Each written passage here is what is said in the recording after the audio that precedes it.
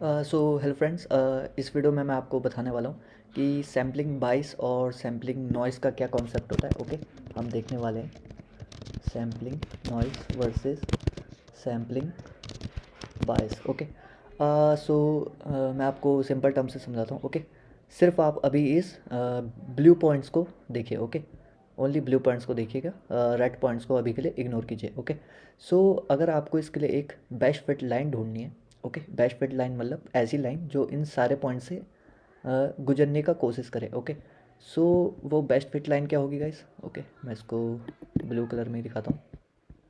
So best fit line क्या होगी अगर हम सिर्फ ब्लू पॉइंट्स को देखें? ओके, अभी रेड पॉइंट्स नहीं है, तो ये आपकी वो बेस्ट फिट लाइन होगी। ओके, ओके गाइस, अब मान लीजिए ये कुछ रेड पॉइंट्स भी आ गए हैं। ओके, अब आप इन सारे पॉइंट्स को देख के बताइए कि वो कौन सी लाइन होगी जो इन पॉइंट से सबसे ज़्यादा क्लोज होगी। अब बताइए ये लाइन इसके लिए अच्छी है या फिर ये लाइन?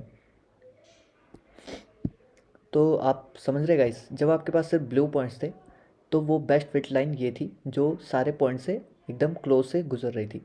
लेकिन जैसे ही आपके पास मोर डेटा आया, ओके, सो आपकी वो लाइन अब ये हो गई। तो यही कॉन्सेप्ट होता है सैम्पलिंग नॉइस का। जब आपके पास पूरा डेटा ना हो या बहुत छोटा सा डेटा हो जो आपके डेटा को रिप्रेजेंट नहीं कर पा रहे। ओके, आप कोई भी प्रॉब्लम सॉल्व कर रहे हैं और उसके लिए जो आपके पास डेटा है वो उस प्रॉब्लम को पूरा रिप्रेजेंट ही नहीं कर रहा है, और अगर वो रिप्रेजेंट नहीं करेगा तो देखिए वो कितने ख़राब प्रेडिक्शन देगा। एक्चुअल में वो प्रेडिक्शन इस लाइन के बेसिस में होनी थी, लेकिन वो प्रेडिक्शन इस लाइन के बेसिस में देगा।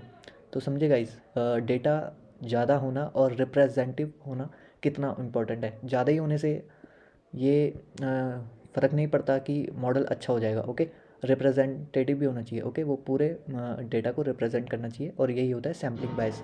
डेटा बहुत सारा है लेकिन फिर भी वो रिप्रेजेंट नहीं कर रहा है। ओके, सो अगर आप इसी को देखते कि आपके पास मान लीजिए मैं आपको एक एग्जांपल देता हूँ। सो यूएस में जब इलेक्शन हुए थे, ओके, ये एक थ्योरी है। ओके, सो यूएस में जब इलेक्शन हुए थे तो 10 मिलियन लोगों से पूछा गया था कि कौन जीतेगा। ओके, उसमें से 2 मिलियन लोगों ने रिस्पॉन्स किया था। तो देखिए 2 मिलियन एक बहुत बड़ा नंबर है, लेकिन वो जो 2 मिलियन पीपल थे वो सारे एक ही पार्टी को सपोर्ट करने वाले थे।